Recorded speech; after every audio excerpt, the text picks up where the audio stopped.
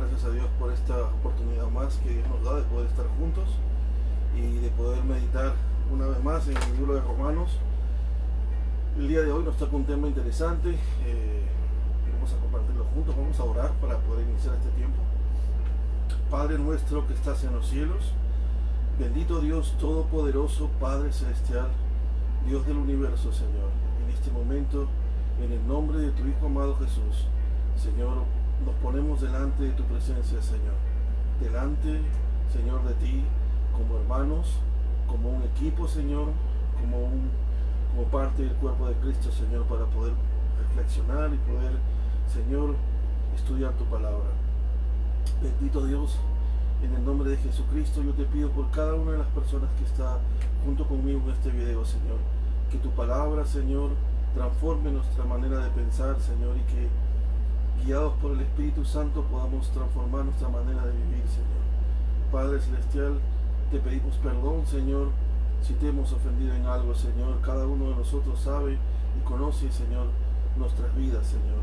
Pero Padre, delante, Señor, de ti estamos ahora, Señor, para dejar cualquier, Señor, cosa que nos esté preocupando, Señor, la dejamos en ti, Señor, confiando de que tú tienes el control, Señor. Gracias porque tú eres bueno, bendito Dios. Oro por cada persona que está hoy aquí presente, Señor, y todas las personas que se van a ir uniendo, Señor, en el transcurso del tiempo. Gracias, bendito Dios, por tu palabra. En el nombre de Jesús te lo pedimos, Señor. Amén. Amén. Hermanos, Dios los bendiga. Es un placer para mí estar con ustedes. Una vez más, los invito a abrir sus Biblias en Romanos capítulo 10. El día de ayer estuvimos viendo Romanos capítulo 9. Hoy vamos a terminar todo el capítulo 10. Vamos a leer este capítulo juntos y el capítulo lo vamos a dividir. En realidad, Romanos capítulo 10 empieza en el verso 1 y termina en el verso 21. Vamos a dividirlo en 5 partes, del verso 1 al verso 4 va a ser la primera parte, luego del verso 5 al verso 7 la segunda parte, del verso 8 al verso 11 la tercera parte, del verso 12 al verso 13 la cuarta parte y del verso 14 al verso 21 la quinta parte. Vamos a ir entonces, vamos a leer primero el pasaje. Los espero unos segundos para que ubiquen su Biblia en Romanos capítulo 10.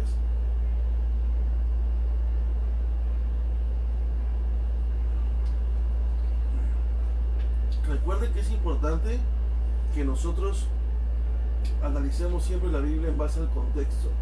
En este caso, lo interesante es que ya hemos leído todos los capítulos 1, 2, 3, 4, 5, 6, 7, 8 y 9, y todos esos capítulos que hemos estudiado hasta ahora son el contexto para poder entender los demás capítulos.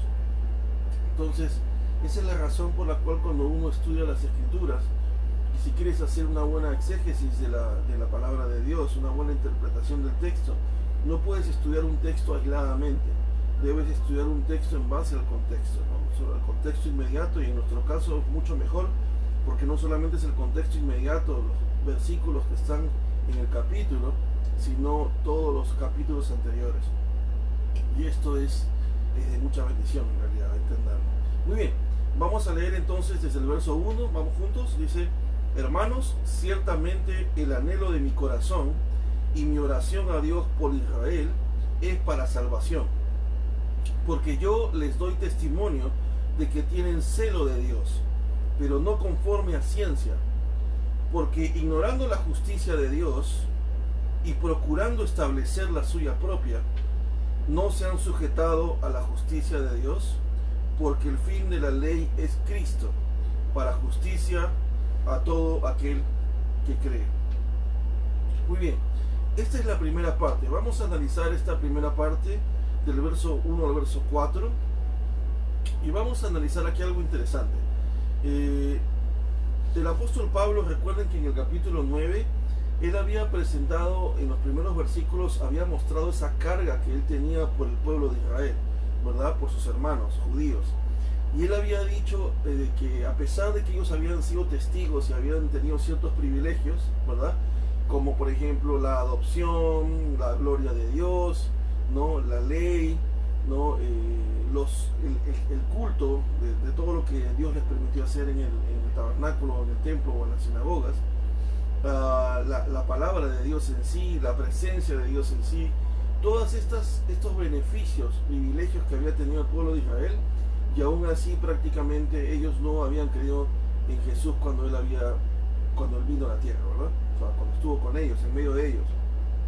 Y aún habíamos analizado algo interesante y habíamos visto la soberanía de Dios en cuanto al haber escogido a Israel desde la simiente de Abraham, pero a través de Isaac y no a través de Ismael, ni de los hijos con la esclava Agar, ni con Setura, ¿verdad? Y que eso había mostrado la soberanía de Dios. Y habíamos visto también que parte de esa soberanía se había visto en que Dios había amado a Jacob, pero había aborrecido a Esaú, ¿no? Y luego de eso habíamos visto de que Pablo había hecho dos preguntas en las cuales él trataba de mostrarnos de que nosotros no éramos quien para cuestionar a Dios y no éramos quien para altercar con Dios, ¿no? De que él puede decidir lo que a él le plazca, ¿no? Y en una de esas cosas habíamos visto que Dios tiene el poder para tener misericordia con quien él quiera tener misericordia, compadecerse del que él quiera compadecerse, ¿no? Y que prácticamente él había levantado a Faraón para mostrar su gloria, y que también había endurecido el corazón de Faraón porque él endurece a quien él quiere endurecer. Muy bien, entonces habíamos visto la soberanía de Dios en todo esto, y ahora vemos en el versículo 1 y 4 ya del capítulo 10 del día de hoy, vemos que Pablo sigue todavía sintiendo esa carga por el pueblo de Israel. Recuerden que él es judío, él era fariseo, como habíamos visto en el video número 1, en la introducción al libro. Entonces, él prácticamente pues era su raza, era su pueblo, ¿no? Y él tenía carga por ellos. Entonces es la razón por la cual él dice: hermanos, ciertamente el anhelo de mi corazón y mi oración a Dios por Israel es para salvación. O sea, Pablo está diciendo: yo me anhelo y yo oro para que Israel pueda entender que Jesús era el Mesías y no era un simple hombre en contra de la ley al cual ellos habían crucificado y nada más, sino que ellos entiendan en su corazón que Jesús es el Mesías, que a quien crucificaron es el Salvador. Yo oro por ellos para que ellos puedan entender esta verdad. Entonces Pablo tenía carga por Israel y oraba por ellos, es lo que está diciéndonos el texto. Pero dice: porque yo les doy testimonio de que tienen celo de Dios. O sea, yo estoy seguro que ellos tienen celo de Dios. Ellos tienen celo de Dios. A pesar que no creyeron en Jesús, la mayoría, ellos tienen celo de Dios. ¿Por qué? ¿Dónde se ve ese celo? Y obviamente ese celo se ve en que ellos defendían la ley, como dirían, a capa y espada. O sea, defendían la ley con su vida. O sea, ellos tenían celo por cualquier persona que pudiera venir y decir alguna herejía o hablar en contra de la ley. Ellos la defendían, o sea, tenían celo de Dios, tenían celo de que las cosas de Dios no se contaminaran. Y esto es interesante, porque miren lo que Pablo va a decir aquí, ¿no? Porque yo les doy testimonio de que tienen celo de Dios, pero no conforme a ciencia. Y luego dice: porque ignorando la justicia de Dios y procurando establecer la suya propia, no se han sujetado a la justicia de Dios, porque el fin de la ley es Cristo, para justicia a todo aquel que cree. En este texto aparentemente en español hay fuerza, pero hay más profundidad si lo analizamos en el griego. Y hoy día vamos a, en solamente estos primeros 4 versículos, vamos a ver 4 palabras en griego que son importantes. Yo diría 5, les voy a decir por qué. Primero, la primera palabra que tenemos que entender es que Pablo está diciendo de que él da testimonio de que ellos tienen celo de Dios. O sea, los israelitas tienen celo de Dios, pero no conforme a ciencia. Cuando analizamos, en español dice ciencia, pero cuando analizamos en inglés, se va a decir, pero en griego, la palabra es epignosis. Y esto es interesante, les voy a decir por qué. Cuando hablamos de conocer algo, hay diferentes palabras en griego para hablar de conocer. Una de ellas, por ejemplo, es gnosis, ¿no? Y la palabra gnosis prácticamente es una palabra que significa buscar, saber, interpretar, investigar. O sea, estás buscando conocer algo. y por lo tanto empiezas a investigar, a buscar información con respecto a eso, para poder conocer, ¿verdad? Hay una acción de investigar. Yo quiero conocer quién fue Napoleón Bonaparte, ¿no? Entonces de pronto empiezo a investigar y empiezo a buscar información sobre Napoleón Bonaparte y empiezo a buscar información, a investigar para tener un conocimiento total de Napoleón Bonaparte. Esa es la palabra gnosis, pero aquí en el texto está la palabra epignosis. Entonces, la palabra epignosis es como gnosis, pero de una manera intensificada. Les voy a decir por qué, o sea, más profundo. ¿Por qué? Porque epignosis no solamente es un conocimiento total con respecto a algo, sino que hay una relación íntima entre el que quiere conocer y el objeto por conocer, o el conocimiento. O sea, hay una relación íntima entre el que quiere conocer y el conocimiento, de tal manera que este conocimiento tiene el poder suficiente para cambiar la vida del conocedor. O sea, no es un simple conocimiento, si eso es un conocimiento cambiando mi vida, influenciando mi ser. Ese es epignosis. Entonces, cuando Pablo está diciendo aquí, yo doy testimonio de que ellos tienen celo de Dios, pero no conforme a epignosis. O sea, el conocimiento que ellos tienen de Dios no ha transformado el ser y el corazón de ellos. Solo ha llegado aquí, pero no ha llegado aquí. No se han identificado. Ellos sabían que en las escrituras hablaban del Mesías, pero no había una relación entre ellos y el Mesías.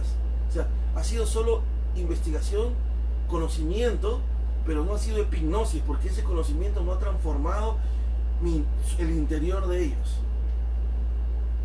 Entonces, eso es lo que el texto está diciendo. Y dice, porque ignorando la justicia de Dios y procurando establecer la suya propia, y aquí tenemos que recurrir a todo el contexto anterior, todos los capítulos que ya hemos estudiado hasta ahora. Si alguien lee de frente, abre Romanos capítulo 10 y empieza a leer estos versículos, va a tener un vacío. Pero para nosotros que ya hemos leído todos los capítulos anteriores y los hemos estudiado, tenemos un contexto. ¿Y cuál es el contexto? Dice, porque ignorando la justicia de Dios, ¿cuál es la justicia de Dios? Según los videos anteriores, cuando pusimos a Abraham como ejemplo de justicia, ¿se acuerdan?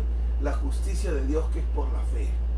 O sea, Dios solamente te puede hacer justo a través de la fe en Cristo. Entonces, cuando el texto dice ignorando la justicia de Dios, o sea, ignorando, desconociendo que solamente podían ser justos a través de la fe, y procurando establecer la suya propia, o sea, su propia justicia. ¿Cuál era la propia justicia de ellos? Querer alcanzar salvación a través del cumplimiento de la ley. Pero nadie puede cumplir la ley a la perfección. Por eso es que nadie podía ser salvo en el pasado. Teniendo ese contexto podemos entender, el texto está diciendo, porque ignorando la justicia de Dios que es por la fe, ellos establecieron su propia justicia que es por las obras. Dice, no se han sujetado a la justicia de Dios, porque el fin de la ley es Cristo, para justicia a todo aquel que cree. Para justicia a todo aquel que cree. ¿Qué significa? Porque si crees en Jesús, serás justificado y serás hecho justo delante de Dios a pesar que eres culpable. Entonces, pero hay algo interesante ahí, en un texto ahí que muchas veces puede ser malinterpretado si lo leemos sin contexto. Cuando dice, no se han sujetado a la justicia de Dios porque el fin de la ley es Cristo. Y muchas personas piensan, ok, Cristo ha dado por finalizada la ley ya no existe, porque el texto dice que porque el fin de la ley es Cristo, se acabó. Y no es así, es una mala interpretación del texto. Le voy a decir por qué. La palabra que dice porque el fin, la palabra fin, viene de la palabra griega telos, como telescopio, pero este es telos, el otro es telescopio, pero tiene el mismo propósito. La palabra telos significa, es como que estás mirando hacia el final, ¿no? O sea, es como tiene la misma idea del telescopio, ¿no? El telescopio te permite mirar a través de él para mirar lo que está allá de lejos al final. O sea, tú a través del telescopio miras el horizonte, lo que está lejos. Entonces la ley es el fin, es el telos. A través de la ley tú miras, y lo que tú tienes que mirar a través de la ley es a Cristo. La ley te tiene que revelar a Cristo. ¿Por qué? Porque cuando tú estás mirando la ley, te sientes culpable y te miras culpable y dices, yo soy culpable delante de Dios, merezco ser condenado. Pero a través de la ley, tú miras la esperanza al final. La ley es el fin. Te miras al final y dices, ahí está Cristo. Él es mi esperanza. Él es mi salvación. Porque la ley tiene como finalidad mostrarte a Cristo al final. Por eso habíamos dicho que dice que la ley nos conduce a Cristo. Y en griego habíamos analizado en los videos anteriores que la ley es el paidagogos. ¿Por qué es el paidagogos? Porque es el pedagogo, por decir así, tal la misma idea de pedagogía. Era un hombre que llevaba al niño a la escuela. Y la ley es el paidagogos, es el que te coge de la mano y te lleva hacia Cristo, que es el maestro. Entonces cuando el texto dice porque el fin de la ley es Cristo, sí, no está diciendo que la ley se ha terminado, está diciendo que el propósito de la ley es llevarte a Cristo, porque la ley por sí sola no te puede salvar. La ley lo único que hace es condenarte. La ley que único que hace es decirte que como estás condenado, tu única esperanza es Cristo. Por eso que el fin de la ley es llevarte a Cristo. Y dice aquí algo interesante: para justicia a todo aquel que cree. Hay algo interesante aquí. Cuando analizamos este texto en griego, la palabra cree, en el griego, en el texto original, es la palabra pisteo. Y esto es profundo, le voy a decir por qué. Pisteo es el verbo de pistis. Pistis es fe. Y pisteo en griego es tener fe. La palabra pistis es una firme persuasión y convicción de que lo que has escuchado y oído de Dios es verdad. Como por ejemplo en la primera epístola de Juan dice, lo que hemos visto y lo que hemos oído, de esto hablamos y testificamos. Entonces la pistis, la palabra fe, es una firme convicción y persuasión de que lo que has escuchado de Dios es verdad. Pero el hecho de tener fe, el verbo fe, o sea, creer, es pisteo. Y aquí la palabra es pisteo. Y la palabra pisteo es profunda. ¿Por qué? Porque la palabra pisteo es la fe en práctica. Pero esa fe en práctica debe verse a través de tres cosas importantes. Si no, no es una fe, un creer real. Es un creer falso, por decir así. Tiene que haber tres acciones. La primera acción es que debes tener una firme convicción y una firme persuasión de que la palabra de Dios es real. Tú no puedes dudar de que la palabra que Dios ha dado es verdadera. Segundo, pisteo. Debes someterte al señorío de Dios. O sea, debes reconocer que Dios es el Señor, que Jesús es el Señor. Y tres, producto de esa persuasión y producto de haberte sometido al Señor Jesús como Dios, debe haber un cambio de actitud en tu vida, debe haber un cambio de conducta, producto de haber creído que la palabra de Dios es real y que Jesús es tu Señor. Eso es lo que significa pisteo. No significa solamente lo que nosotros en español pensamos, creer. Creer es una acción mental. No, creernos, yo creo en Jesús, porque en Santiago dice que los demonios también creen y tiemblan. O sea que si nosotros nos quedamos solamente en el nivel de pensamiento y decir Jesús es el Señor, Jesús es el Rey, pero no ha llegado aquí y no ha cambiado nuestra vida, entonces estamos al mismo nivel que los demonios, porque los demonios también creen. Por eso es que cuando Jesús se acercó al Gadareno, el demonio que estaba en la legión que estaba en el Gadareno dijo: oh, Jesús, hijo de David, no me atormentes. Los demonios reconocieron que Jesús era el Señor y que el Señor tenía autoridad. Pero el Señor los sacó del Gadareno. El Señor no fue a convertir a los demonios, porque son demonios, ¿verdad? Y ya están condenados. Pero lo que trato de decir es que los demonios creyeron en Jesús. Pero creyeron porque sabían que Él era Dios. Pero ellos no tuvieron un cambio de conducta, ni tampoco pudieron porque ya estaban condenados. Pero lo que voy es que creer no solamente es un creer mental. Tiene que haber una sujeción a la autoridad de Jesús y tiene que haber un cambio en tu vida. Ese es pisteo. Esa es la palabra griega que aparece ahí. Entonces, si leemos eso en base a lo que estamos analizando en griego, podríamos decir que el texto sonaría algo así: hermanos, ciertamente el anhelo de mi corazón y mi oración a Dios por Israel es para salvación, porque yo doy testimonio de que tienen celo de Dios, pero no conforme a epignosis. Ese conocimiento de Dios que ellos han investigado y ellos han aprendido no ha transformado su interior, no ha transformado su ser, porque ignorando la justicia de Dios que es por medio de la fe, ellos han procurado establecer su propia justicia a través de las obras y no se han sujetado a la justicia de Dios, sabiendo de que lo único que hace la ley es condenarte, pero no sirve para salvarte, sino para mostrarte que la única salvación y la única esperanza es Cristo, para justicia de todo aquel que sea capaz de tener una firme convicción y persuasión en la palabra de Dios, que sea capaz de sujetarse a la autoridad de Jesús como Señor y que muestre un cambio de conducta en su vida producto de ese conocimiento. Es lo que está diciendo el texto. Es profundo.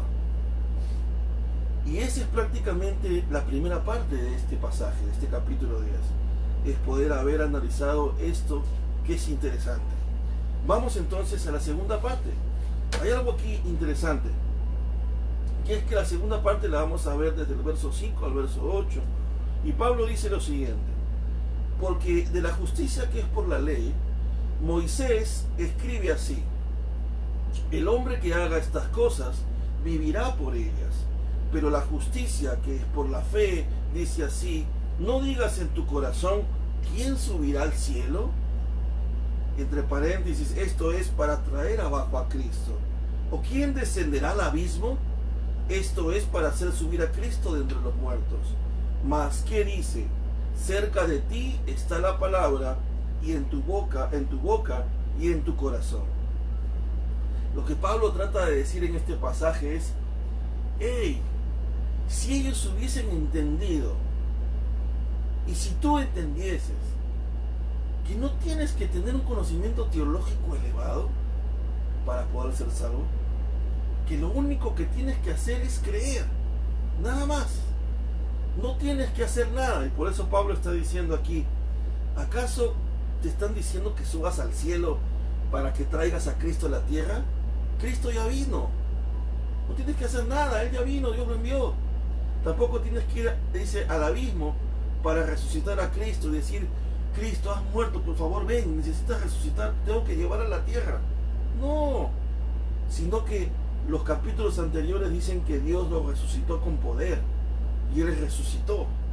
Y como habíamos visto en los primeros capítulos de Romanos, la resurrección de Cristo es la sustancia de la fe, porque el texto dice: si Cristo no resucitó, vana es nuestra fe. Y si Él resucitó es porque Él es el Mesías, porque Él es Dios. Por lo tanto, Pablo está diciendo: tú no tienes que hacer nada, ya Dios lo hizo todo. Envió a su Hijo, murió en la cruz, resucitó. ¿De qué te preocupas? Lo único que tienes que hacer es creer.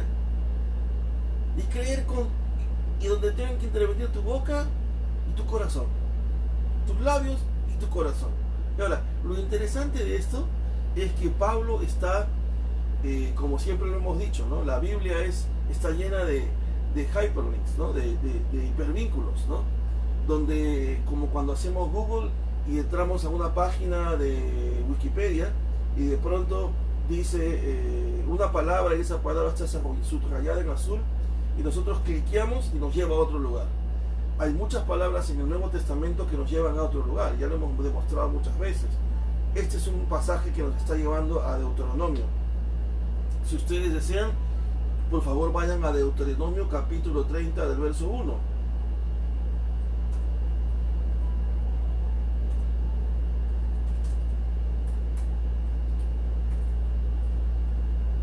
Bien, y vamos a ver lo que dice en Deuteronomio capítulo 30. Yo les voy a leer, miren lo que dice. Moisés está hablando. Sucederá que cuando hubieren venido sobre ti todas estas cosas, la bendición y la maldición que he puesto delante de ti, y te arrepintieres en medio de todas las naciones a donde te hubiera arrojado Jehová tu Dios, y te convirtieres a Jehová tu Dios, y obedecieres a su voz conforme a todo lo que yo te mando hoy, tú y tus hijos, con todo tu corazón y con toda tu alma, entonces Jehová hará volver a tus cautivos y tendrá misericordia de ti, y volverá a recogerte de entre todos los pueblos a donde te hubiere esparcido Jehová tu Dios.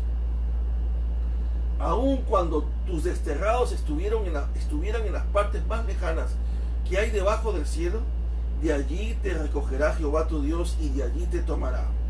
Y te hará volver Jehová tu Dios a la tierra que heredaron tus padres, y será tuya, y te hará bien, y te multiplicará más que a tus padres. Y circuncidará Jehová tu Dios tu corazón, y el corazón de tu descendencia, para que ames a Jehová tu Dios con todo tu corazón y con toda tu alma, a fin de que vivas. Y pondrá Jehová tu Dios todas estas maldiciones sobre tus enemigos y sobre tus aborrecedores que te persiguieron. Y tú volverás y oirás la voz de Jehová y pondrás por obra todos sus mandamientos que yo te ordeno hoy. Y te hará Jehová tu Dios abundar en toda obra de tus manos, en el fruto de tu vientre, en el fruto de tu bestia y en el fruto de tu tierra, para bien. Porque Jehová volverá a gozarse sobre ti para bien, de la manera que se gozó sobre tus padres. Bueno, escúchenles. Cuando obedecieres a la voz de Jehová tu Dios para guardar sus mandamientos y sus estatutos escritos en este libro de la ley, cuando te convirtieres a Jehová tu Dios con todo tu corazón y con toda tu alma, porque este mandamiento que yo te ordeno hoy no es demasiado difícil para ti, ni está lejos, no está en el cielo para que digas, ¿quién subirá por nosotros al cielo y nos lo traerá y nos la hará oír para que lo cumplamos? Ni está al otro lado del mar para que digas, ¿quién pasará por nosotros el mar para que nos lo traiga y nos lo haga oír a fin de que cumplamos? Porque muy cerca de ti está la palabra, en tu boca y en tu corazón, para que lo cumplas. Es el mismo texto. Pablo está diciendo,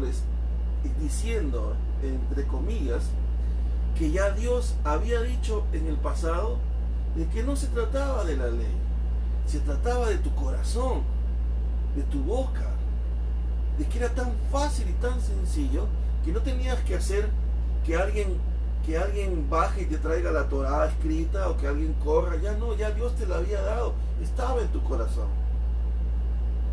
era fácil. Y Pablo está diciendo acá, ¿qué estás esperando? Ya Dios mandó al Mesías, ya el Mesías resucitó. ¿Qué más quieres hacer tú? Ya todo está hecho. Por eso Jesús en la cruz antes de morir dijo, consumado es. Se acabó. No tenemos que hacer más nada, ya Él lo hizo todo. Lo único que tenemos que hacer es creer. Nada más. Y es lo que Pablo está diciendo en este texto. Pero dice, cerca de ti está la palabra en tu boca y en tu corazón. Y es lo que está en el texto aquí, en Deuteronomio. Porque muy cerca de ti está la palabra en tu boca y en tu corazón para que la cumplas.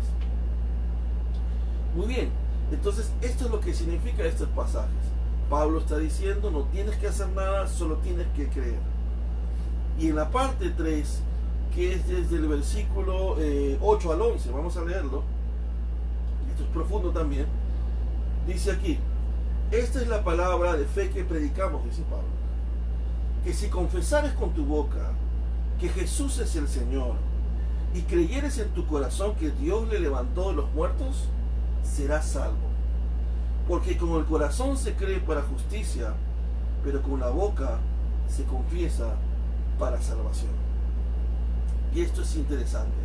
Aquí tenemos que analizar varias palabras en griego que nos van a ayudar a entender la profundidad de este pasaje. Primero dice lo siguiente: esta es la palabra de fe, que si confesares con tu boca que Jesús es el Señor. La palabra confesares, la primera confesares, y luego abajo dice creyeres, y luego dice en tu corazón que Dios lo levantó de los muertos, serás salvo. Porque con el corazón se cree, otra vez se cree, pero con la boca se confiesa para salvación. Todas las palabras que dice confesares y la palabra que dice confiesa es la palabra griega homologeos. Ahora les voy a explicar. La palabra creyeres y la palabra cree es la palabra pisteo, que ya le expliquemos hace un momento. Y la palabra Señor es la palabra kurios. Ahora, mi intención no es enseñarles a pronunciar griego, ¿ok? Pero algunos también la pronuncian como Kyrios, ¿verdad? Que es Señor, pero es la transliteración del griego, se escribe Kyrios o Kyrios, ¿no? Lo pronuncian Kyrios, pero la pronunciación debería ser Kurios, ¿no? Kurios. En realidad se escribe Kurios, ¿no? Algunos también le llaman Kurios cuando hablan de la palabra Señor, es la palabra que aparece aquí, ¿no? Y creyeres en tu corazón que Dios le levantó de los muertos. Lo interesante de esto, hermanos, es que primero Pablo está diciendo: esta es la palabra de fe que predicamos. Esto es lo que nosotros le predicamos a la gente. Que si confesares con tu boca que Jesús es el Señor, la palabra es si homologeos, ¿no? Si homologeos con tu boca que Jesús es kurios o kurios, si tú haces eso, ¿qué significa homologeos? La palabra homologeos, que en este pasaje es confesar o confesares, la palabra griega homologeos viene de la palabra homo, significa lo mismo, y logeos significa palabra. Entonces, si tú dices la misma palabra, o sea, se usaba cuando tú decías, tú expresabas algo que decía lo mismo que estaba diciendo otra persona. Si yo decía algo que tú estabas diciendo igualito, entonces yo estaba homologueando, o sea, estaba en homologueos contigo, ¿no? Estaba expresando lo mismo que tú estás expresando, la misma idea, el mismo concepto. O sea, yo no estaba expresando algo diferente. ¿Qué pasaría si, por ejemplo, tú dices, ¿quién es, por ejemplo, Putin, ¿no? Y de pronto tú habías dicho que Putin era el presidente de Rusia y que era un hombre poderoso. Y de pronto yo vengo y me preguntan quién es Putin, y yo digo, bueno, Putin creo que Putin es el ministro de Rusia, creo que es el primer ministro. Pero sí, Putin es poderoso, ¿no? Aunque más poderoso es el presidente. Y de pronto lo que yo estoy diciendo no está acorde con lo que tú estás diciendo. Estamos diciendo dos cosas distintas. Yo no estoy diciendo lo que tú estás diciendo. Para que yo esté homologueos contigo, yo tengo que decir lo mismo que tú has dicho. Yo tengo que estar en armonía con lo que tú estás diciendo. Entonces la palabra homologueos dice, si confesares con tu boca que Jesús es el Señor, o sea, si homologueas, significa que si tú confiesas o piensas de Jesús lo mismo que Dios Padre piensa de Él, o sea, si Dios Padre ha dicho que Él será llamado Rey, que será Rey de Reyes, que es el Señor, que su reino no tendrá fin, que es el Mesías, que es Dios. Eso es lo que Dios ha dicho a través de su palabra. ¿Tú estás de acuerdo con lo que Dios ha dicho? ¿Tú dices lo mismo de Jesús o solamente dices, bueno, sí, voy a aceptar a Jesús porque fue un gran maestro? Voy a aceptar a Jesús, sí, porque dicen que fue un hombre sabio. Estarás diciendo algo diferente de lo que Dios dice.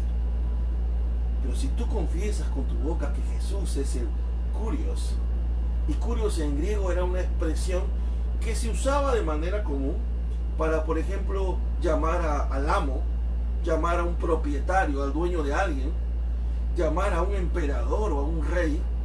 Si tú te querías dirigir al emperador romano, tenías que llamarlo por curios. Era el rey, la autoridad, el emperador. Sin embargo, los cristianos, tanto judíos como gentiles, en su vocabulario solamente empezaron a usar la palabra curios cuando se dirigían a Dios o a Cristo. Y lo interesante de esto es que este pasaje también te confronta en una época, porque en una época donde todo el mundo le llamaba curios al emperador, y está dirigido a Roma. La carta es a los romanos, y los romanos le decían curios al emperador. Pablo les está diciendo: ¿estás dispuesto tú a comprender y a entender que el emperador no es curios? Que el único curios y el único rey, señor y emperador es Jesús.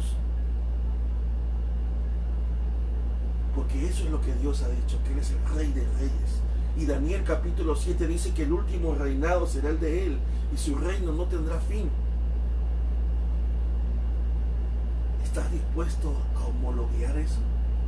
¿A decir lo mismo que la palabra de Dios dice sobre Él? Y luego dice: y creyeres en tu corazón que Dios lo levantó de los muertos. En tu corazón. La palabra corazón en griego, en hebreo, significa en tu voluntad, en tu intelecto, en tus emociones. Son tus emociones, tu intelecto y tu voluntad. ¿Creen que Dios lo levantó de los muertos? Cuando tú sientes en tu corazón, tú sientes y dices: Jesús es real, Él está vivo, Él no está muerto. Cuando piensas en tu mente y dices: no, Jesús está vivo, tengo pruebas fehacientes y evidencia suficiente para decir que Jesús está vivo. Actúo y trato de vivir mi vida sabiendo de que Jesús está vivo. Porque esa palabra "y creyeres" en tu corazón, esa palabra creyeres sigue siendo pisteo. Y esa palabra pisteo significa de que tú tienes la evidencia suficiente y crees lo que la palabra de Dios dice acerca de su resurrección. Y al creer, te sometes a Él porque eres curios. Y al someterte a Él, actúas como que Él es curios. Y como que Él resucitó de los muertos, porque Él está vivo.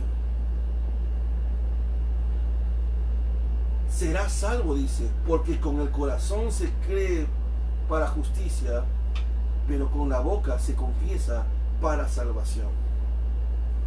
Y aquí hay algo interesante, porque con el corazón se cree para justicia, pero con la boca se confiesa para salvación. Muy bien, y esto es algo interesante, hermanos. ¿Por qué es importante un corazón y los labios? ¿Por qué es importante el corazón y los labios?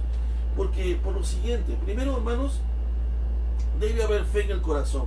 Es lo primero que tiene que haber. Y luego debe haber una confesión de labios en base a lo que está en tu corazón. Yo les quiero leer lo siguiente. Dice en Mateo capítulo 7 del 22 al 23, dice: muchos me dirán en aquel día: Señor, Señor, ¿no profetizamos en tu nombre, y en tu nombre echamos fuera demonios, y en tu nombre hicimos muchos milagros? Y entonces Jesús dice: entonces yo voltearé y les declararé, dice, yo me lo imagino volteando, ¿no? Nunca os conocí, apartaos de mí, hacedores de maldad. Pero el texto dice: muchos me dirán en aquel día: Señor, Señor. Y el otro dice: si confesares, homologueos, ¿verdad? Algunos lingüistas han hecho algunas observaciones, ¿no?, de lo que esta palabra homologueos también podría significar. Y es que, ya que la palabra homologueo significa decir y dar el mismo mensaje, ¿verdad?, algunos plantean de que también la palabra homologueos, aparte de confesar con tus labios lo mismo que Dios dice sobre Jesucristo, de que Él es Rey, que Él es el Señor y que Dios lo ha resucitado de los muertos, también tu propia vida confiesa, lo que Dios dice de Jesús. Y es una confesión real, profunda. Y aquí en esta palabra, en Mateo 7, 22, 23, cuando dice: muchos me dirán en aquel día: Señor, Señor, ¿no profetizamos en tu nombre? Y algunos, el mismo lingüista plantea de que esa palabra "me dirán" es como de boca nada más, ¿no? Como dicen, alguien que, no sé, en cada país es diferente, ¿no? Pero en Perú por lo menos es alguien que florea, ¿no? Que es pura flor, pura boquilla. Solamente dice, ah, Señor, Señor. Pero es una confesión de aquí para acá. Pero no es homologueos. No es una confesión con una profunda convicción en tu corazón de que lo que estás diciendo es real. Porque es producto de pisteo, es producto de que te has sometido a la autoridad de Jesús como curios y que has dejado que el Espíritu Santo transforme tu vida y tu vida refleje algo diferente. Esto es interesante. Ahora, la confesión no solamente debe ser en el corazón, sino que debe ser externa, debe ser genuina. Por eso en Hechos 4:20 dice, porque no podemos dejar de decir lo que hemos visto y oído. No debe quedarse adentro, debe decir lo que has visto y lo que has oído. Decir. En 1 de Timoteo capítulo 6, verso 12 dice, pelea la buena batalla de la fe, le dice Pablo a Timoteo, echa mano de la vida eterna, a la cual asimismo fuiste llamado, habiendo hecho la buena profesión delante de muchos testigos. O sea, no es una confesión interna, de mente, es una confesión que debe mostrarse hacia los demás. Por eso es que Pablo le dice a Timoteo, que tu buena profesión sea delante de muchos testigos, que todos los demás vean del cambio que Dios ha hecho en ti a través de Jesús. Y luego dice 1 de Juan 4:15, todo aquel que confiese que Jesús es el Hijo de Dios, Dios permanece en él y él en Dios. Y aquí viene algo interesante, quizás duro, ¿no? Acerca de esa confesión con tus labios, no solo con tu corazón y tu mente, sino que lo que hay en tu corazón debe ser expresado con tus labios. En Juan capítulo 12, verso 42 dice, Juan cuenta, ¿no? Con todo eso, aún habían gobernantes en Israel y muchos creyeron en Jesús, pero a causa de los fariseos no lo confesaban para no ser expulsados de la sinagoga. O sea, Juan está diciendo, habían muchos gobernantes que habían creído en Jesús, pero por vergüenza los fariseos se quedaban callados, no lo confesaban, por miedo a que los expulsaran de la sinagoga. Y miren lo que dice el texto siguiente, porque amaban más la gloria de los hombres que la gloria de Dios.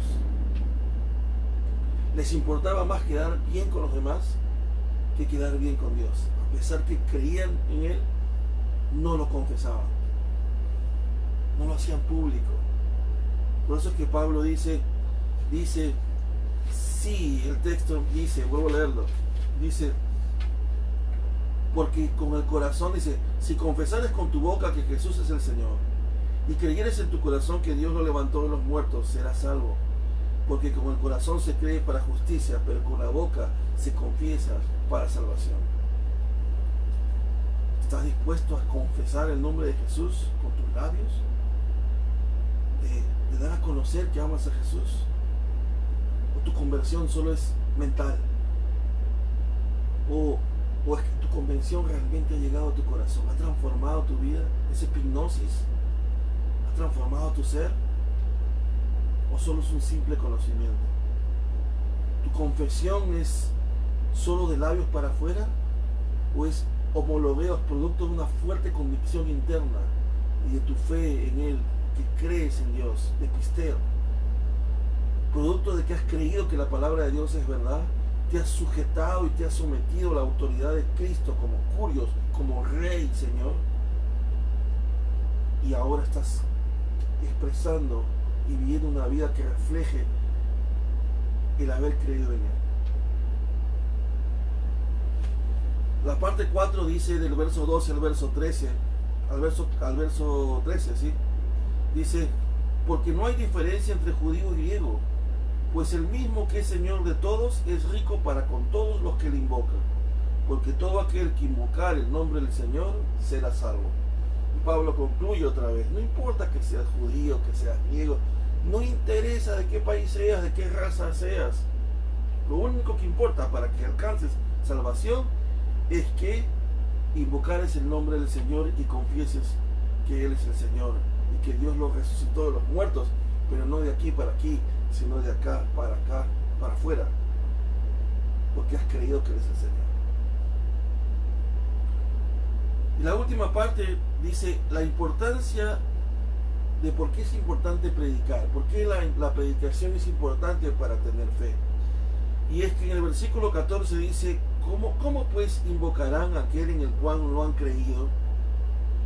O sea, ¿cómo van a invocar a aquel que no creyeron? O sea, para que tú invoques a Dios tienes que creer en Él. ¿Y cómo creerán en aquel en quien no han oído? Si no has oído de Jesús, ¿cómo vas a creer en Él? Si no crees en Él, ¿cómo vas a invocarlo? ¿Y cómo oirán sin haber quien les predique? ¿Y cómo predicarán si no fueren enviados? Como está escrito, cuán hermosos son los pies de los que anuncian la paz, de los que anuncian buenas nuevas, de los que anuncian el Evangelio, de los que anuncian esas buenas nuevas que hablamos en el inicio de Romanos, que eran los heraldos del rey, que salían a las plazas y decían, ¡hey! El hijo del emperador acaba de nacer. Un nuevo rey ha nacido. Esas eran las buenas nuevas. Y nosotros tenemos que predicar esas buenas nuevas diciéndole al mundo, ¡hey! Estás cambiando la muerte y el infierno. Pero hay una buena noticia, unas buenas nuevas. Jesús ha nacido. Y Él es el Rey de Reyes. Y Él quiere darte vida eterna. No importa.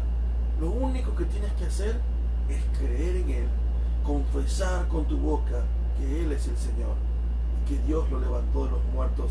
Si tú confiesas que en tu boca que Jesús es Curios, que es el Rey de Reyes, que es Dios, y confiesas lo mismo que Dios ha dicho de Él y crees que todo lo que Dios ha dicho sobre Él es verdad, y lo confiesas y declaras que Él es el Rey de Reyes y te sometes a su autoridad como Curios y dejas que el Espíritu Santo cambie tu vida,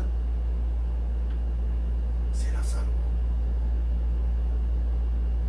No importa quién seas, si eres griego, judío, latino, gringo, alemán, no importa. Hay unas buenas nuevas acerca de Jesús.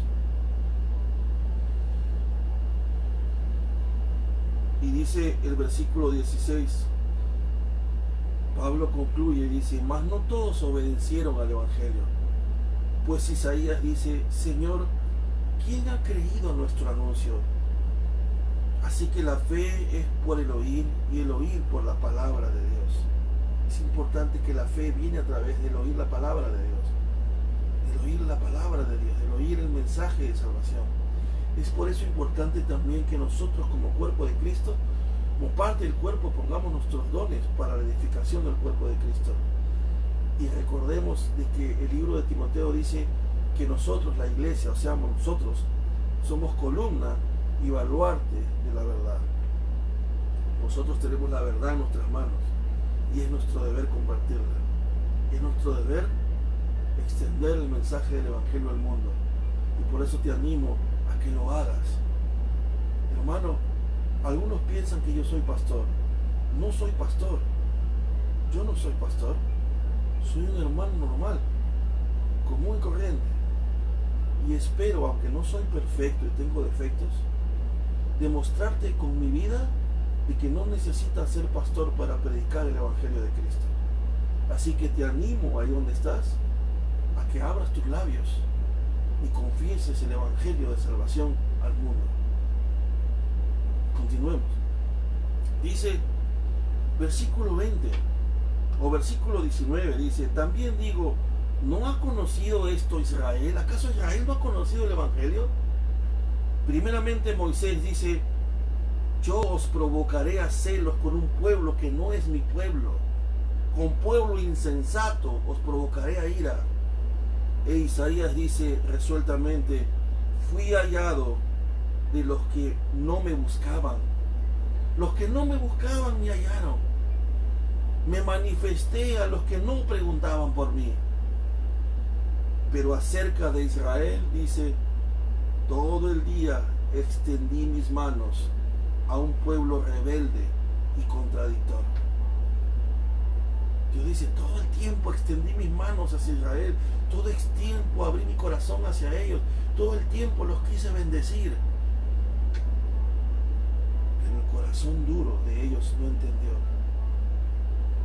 Hermanos, hay un texto que dice, que Dios dice, y yo te hice pasar por el desierto, Israel, para probar tu corazón, para probar qué había en tu corazón. Solo los momentos difíciles realmente prueban si realmente somos verdaderos cristianos. Dios prueba nuestro corazón en medio de las dificultades. Hermanos, les tomó 40 años llegar a la tierra prometida. Si hacemos un cálculo matemático en base a una fórmula física elemental de que velocidad es igual a espacio sobre tiempo, y tomamos en cuenta que una velocidad aproximada de un ser humano al caminar es de 5 kilómetros por hora, y consideramos la distancia entre Egipto y Jerusalén, o Canaán, les hubiese tomado solo semanas llegar. Pero les tomó 40 años por la dureza del corazón del pueblo de Israel. Y lo mismo fue la dureza del corazón de la nación. Ningún rey de las 10 tribus del norte hizo lo bueno delante de Jehová. Y en el sur solo 8 reyes hicieron lo bueno delante de Jehová. Ambos pueblos fueron